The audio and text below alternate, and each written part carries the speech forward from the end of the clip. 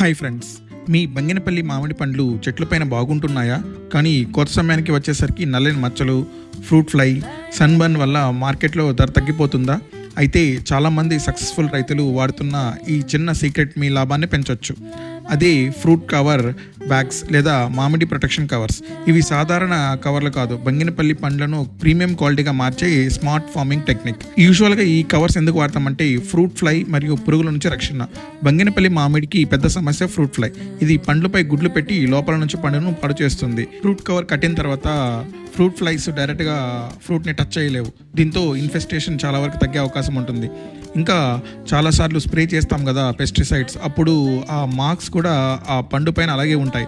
So ఈ cover కట్టడం వల్ల ఏమంటే సర్ఫేస్ డైరెక్ట్గా ఎక్స్పోజర్ తగ్గి అపీరెన్స్ క్లీన్గా ఉంటుంది. ఇంకొకటి సన్బర్న్ ప్రొటెక్షన్గా కూడా ఉపయోగపడతాయి.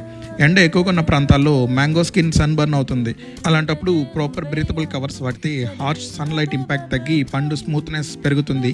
మార్కెట్లో కూడా ప్రీమియం క్వాలిటీ ఉండడం వల్ల రేటు కూడా చాలా ఎక్కువగా పలుకుతుంది.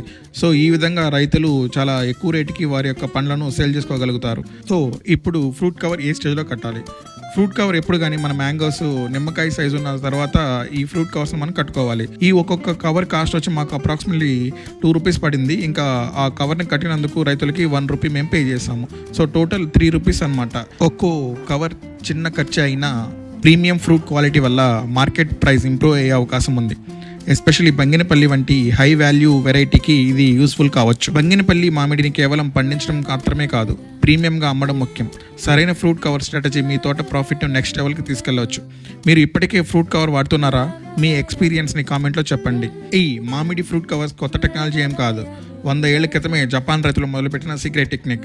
ఇది ఇప్పుడు మనము ఇంప్లిమెంట్ చేస్తున్నాము. మన కంట్రీలో 2000 నుంచి 2010 సంవత్సరంలో దీన్ని బాగా పాపులర్ చేశారు. So please like, share and subscribe to my channel. Thank you.